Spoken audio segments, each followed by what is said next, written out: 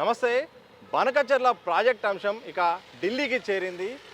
బనకచెర్ల పాపం ఎవరిది అనే దానిపైన పెద్ద ఎత్తున చర్చ నడుస్తుంది. ఇటు బీఆర్ఎస్ మాత్రం కాంగ్రెస్ మాత్రం తప్పు చేస్తుంది, ఏపీకి అనుకూలంగా చేస్తుంది అంటూ కూడా బీఆర్ఎస్ విమర్శిస్తుంటే ఈ పాపం బీఆర్ఎస్దే అంటూ కూడా కాంగ్రెస్ సర్కార్ అయితే అంటుంది. అసలు బనకచెర్ల విషయంలో ఏం జరుగుతుంది, ఈ ప్రాజెక్టు విషయంలో ఇంత వివాదాస్పదం కావడానికి కారణం ఏంటి, మరిన్ని విషయాలు తెలుసుకుందాం. మనతో పాటు గ్రంథాలయ కార్పొరేషన్ చైర్మన్ రియా సార్ గారు ఉన్నారు, వారితో మరిన్ని విషయాలు తెలుసుకుందాం. సార్ నమస్కారం. ఏం జరుగుతుంది సార్ బనకచెర్ల విషయంలో? అసలు బనకచెర్ల వివాదానికి కారణం ఏంటి, అసలు ఆ ప్రాజెక్టు గురించి ఎందుకు ఇంత రాద్ధాంతం అభ్యంతరాలు అవుతున్నాయి, ఆ ప్రాజెక్టు వివరాలు ఏంటి అసలు? వాస్తవంగా అంతర్జాతీయ జల వనరుల పంపిణీ నియమ నిబంధనల ప్రకారము ఒక నీటి చుక్క ఏ ప్రాంతంలో అయితే పడుతుందో ఆ నీటి చుక్కపై ఆ ప్రాంతానికి మాత్రం అధికారం ఉంటుంది.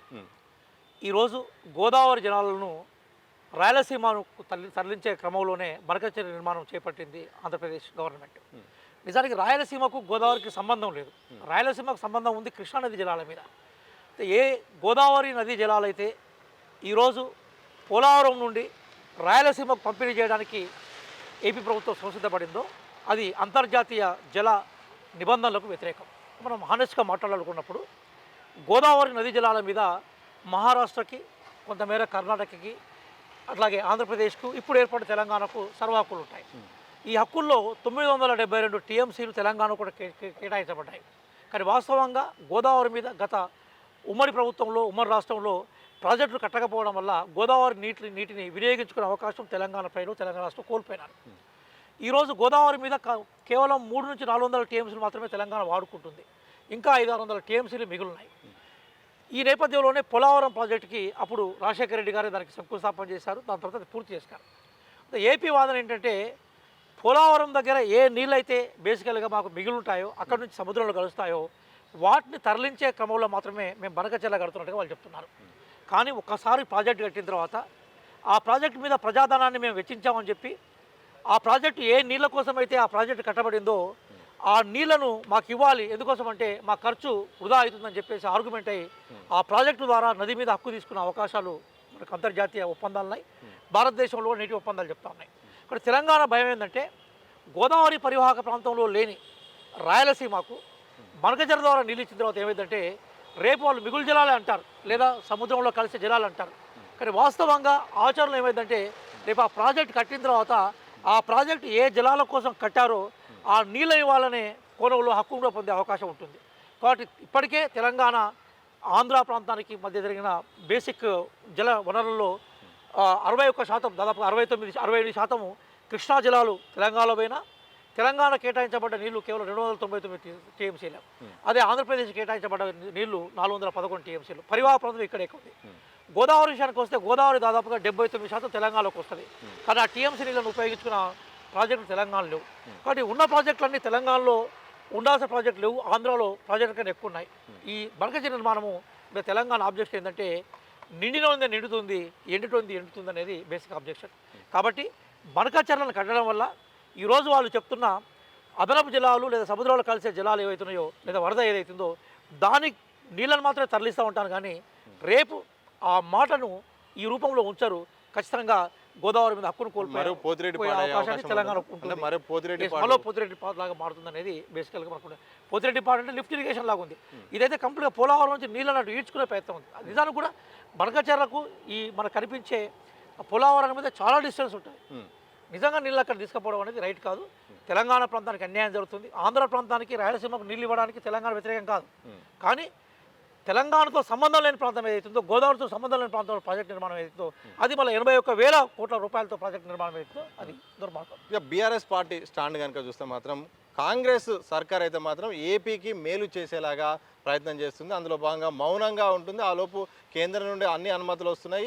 ఇక చంద్రబాబు నాయుడు ఆయన పని చేసుకుంటూ పోతుండు, వీళ్ళు మాత్రం సైలెంట్గా ఉండి తెలంగాణకు అన్యాయం చేస్తున్నారు అనేది కూడా బీఆర్ఎస్ పార్టీ యొక్క వాదన. హరీష్ రావు కానీ, కేసీఆర్ కానీ, కేటీఆర్ చెప్తున్న మాటలు.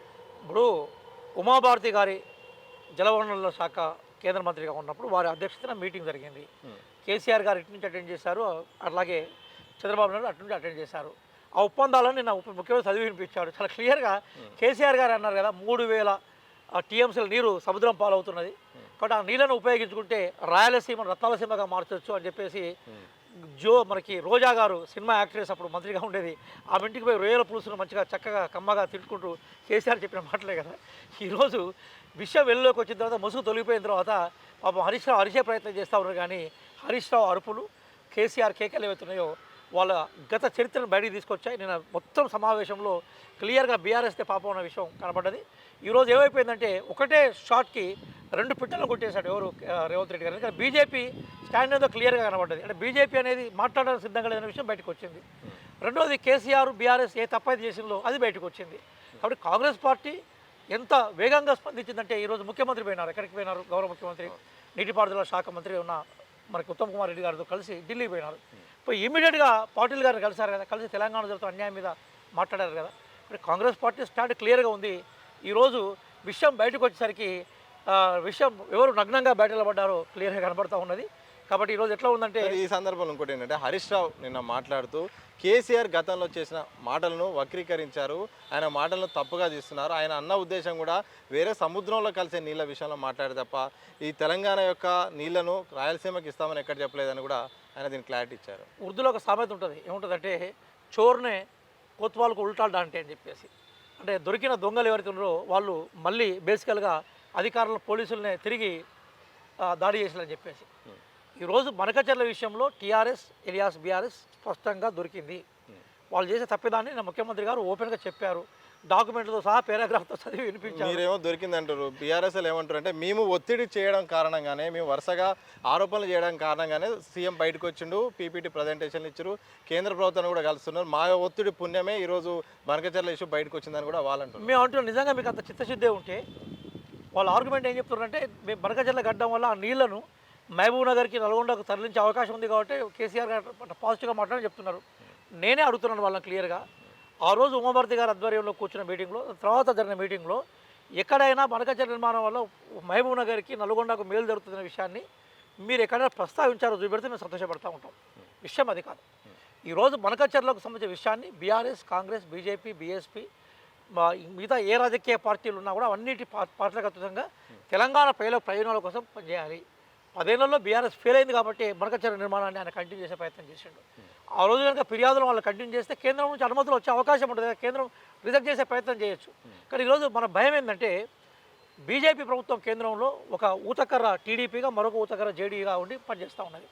కానీ టీడీపీ ఊతకర్ర ఊడిపోతే గవర్నమెంటే పడిపోతుంది. కాబట్టి చంద్రబాబు నాయుడు గారు ఏది కావాలంటే అది సెంట్రల్లో నడిపించే ప్రయత్నం చేస్తారు. ఎందుకంటే చక్రం తిప్పుతుంది చంద్రబాబు నాయుడు గారు. కాబట్టి చంద్రబాబు నాయుడు గారు చక్రం తిప్పుతున్నారు కాబట్టి సహజంగా ఏం జరుగుతూ ఉంటుందంటే చంద్రబాబు నాయుడు గారి మాటకు విలువ ఉంటుంది అక్కడ. కొంచెం నాకు తెలిసి కేంద్ర ప్రభుత్వం మనకచర్లకు పూర్తిగా అనుమతించే ప్రయత్నం చేసింది. గతంలో నిజంగా బీఆర్ఎస్ కనుక దాన్ని బ్లాక్ చేస్తే ఈరోజు ముఖ్యమంత్రిగా ఉన్న రేవంత్ రెడ్డి గారు, అట్లాగే గౌరవనీయులు మనకి ముఖ్యమంత్రి గారు, వారితో పాటుగా ఉత్తమ్ కుమార్ రెడ్డి గారు, నీటిపారుదల శాఖ మంత్రి గారు, వాళ్ళు ఢిల్లీకి పోవాల్సిన అవసరం ఉండకపోయేది. వాళ్ళు ఫెయిల్ అయింది కాబట్టి ఈరోజు కేసు మా దగ్గరికి వచ్చింది. మేము రాజకీయ పార్టీలన్నింటినీ మేము గౌరవిస్తాం, అఖిలపక్షంతో మేము పోయే ప్రయత్నం చేస్తూ ఉన్నాం. ఆ అపాయింట్మెంట్ కోసమే ఈరోజు పోయిన విషయాన్ని గుర్తుపెట్టుకోవాలి. సార్, చివరిగా చెప్పండి, ఒకవైపు బీజేపీ దానికి అనుమతులు ఇచ్చింది, మరోవైపు దాదాపు ఏపీ ప్రభుత్వం కూడా ఆ ప్రాజెక్టు సంబంధించిన అన్ని డిపిఆర్లు, టెండర్లు కూడా దాదాపు అంత ప్రాసెస్ కూడా అయిపోయింది. చివరి నిమిషంలో ఇప్పుడు ఈ అంశాన్ని తెరపైకి తీసుకొచ్చినారు. ఇప్పుడున్న పరిస్థితుల్లో ఆ ప్రాజెక్టు నిర్మాణం అనేది అనివార్యంగా అక్కడ కనిపిస్తుంది. ఇటు సీఎం మాత్రం మాట్లాడుతూ మాత్రం చంద్రబాబు నాయుడు మీకు ఎంత పలుకుబడి ఉన్నా మాత్రం మేము కేంద్రంతో కొట్లాడుతాం, మా ప్రయత్నం చేస్తాం, ఎట్టి పరిస్థితుల్లో మీరు ఎట్లా నిర్మిస్తారో, ఎట్లా అనుమతి వస్తుందో చూస్తామని ఈయన అంటున్నారు. చివరిగా మీకున్న అనుభవం ప్రకారం ఇప్పుడున్న పరిస్థితిలో ఎట్లా ముందడుగేస్తే ఇటు ఏపీకి కానీ తెలంగాణ కానీ న్యాయం జరిగే అవకాశం ఉంటుంది? ఇప్పుడున్న అసలు పరిస్థితులు ఏంటి? 2 విషయాలండి సతీష్ గారు. ఏంటంటే మనకచర్ల నిర్మాణమే అంతర్జాతీయ అట్లాగే జాతీయ జల పంపిణీ విధానాలకు వ్యతిరేకం. ఎందుకోసం నేను ఇంతకుముందు చెప్పినాను, రాయలసీమ ప్రాంతంలో ఎక్కడైతే మనకచర్ల కడుతున్నారో అది గోదావరి నదీ పరివాహక ప్రాంతం కిందికి రాదు. ఇప్పుడు ఈ ప్రాంతంలో హైదరాబాద్లో ఒక నీటి చుక్క కురిస్తే ఈ నీటి చుక్క మీద హక్కు హైదరాబాద్కు వస్తుంది. కృష్ణా నది పరివాహక ప్రాంతంలో మాత్రమే రాయలసీమ ఉంటుంది. కాబట్టి గోదావరి నీళ్ళని కనుక ఇక్కడ బలవంతంగా తరలించే ప్రయత్నం చేస్తే, ఒకవేళ కేంద్రం వాళ్ళ మీద ఆధారపడి ఉంది కాబట్టి కేంద్రాన్ని ఒప్పించో, మెప్పించో, కేంద్రాన్ని భయపెట్టించో, అదిలించో, బెదిరించో ప్రాజెక్ట్ పర్మిషన్ తీసుకొచ్చినా కూడా సుప్రీంకోర్టు ద్వారా మేము దాన్ని సవాల్ చేస్తాం, కోర్టులో మేమే గెలుస్తాం. ఎందుకంటే న్యాయ సూత్రాలు పూర్తిగా గోదావరి జిల్లాలకు, తెలంగాణకు లేదా గోదావరి పరివాహక ప్రాంతానికి సంబంధం ఉంటుంది తప్ప మనకచర్ల ప్రాంతానికి ఏం సంబంధం ఉండదనే విషయాన్ని కోర్టుకు నిర్ధారిస్తాయి. కాబట్టి న్యాయం మా వైపు ఉన్నప్పుడు గెలుస్తామన్న నమ్మకంతో ముఖ్యమంత్రి గారు ఈరోజు బలంగా ఆ విషయం మీద పోరాటం చేస్తున్నాడు తెలంగాణ ప్రజల ప్రతినిధిగా. Thank you sir. మొత్తంగా ఇది రియాజ్ సార్ గారు ప్రధానంగా చెప్తుంది. బనకచర్ల ప్రాజెక్ట్ అనేది అంతర్జాతీయ నిబంధనల ప్రకారం కూడా అది కరెక్ట్ కాదు. మేము సుప్రీంకోర్టు వరకనే వెళ్తాం. ఒకవైపు కేంద్ర ప్రభుత్వం మాత్రం అక్కడ టీడీపీతో ఉన్న అవసరం కారణంగా ఎన్డీఏలో భాగస్వామ్యం కారణంగా అనుమతులు ఇస్తుంది. ఇప్పటికైనా కేంద్ర ప్రభుత్వం వెనక్కి తగ్గాలి, అలాగే ఏపీ కూడా వెనక్కి తగ్గాలి. గోదావరి నీళ్లను రాయలసీమకు వాడే అవకాశం లేదు. అందరూ కూడా ఈ విషయంలో మాత్రం సహకరించాల్సిన అవసరం ఉంది. ఇది తెలంగాణకు తీరని అన్యాయం జరుగుతుంది. ఎక్కడ పడ్డ చుక్కకు అక్కడ ఉన్న ప్రాంతానికే అవకాశం ఉంటుంది, అధికారం ఉంటుంది. దాన్ని దృష్టిలో పెట్టుకొని బనకచర్ల ప్రాజెక్టు విషయంలో అందరూ వెనక్కి తగ్గాలి, తెలంగాణకు న్యాయం జరగాలని కూడా రియాజ్ సార్ స్పష్టం చేసిన సందర్భం అయితే కనిపిస్తూ ఉంది. చూస్తూనే ఉండండి దిశ టీవీ.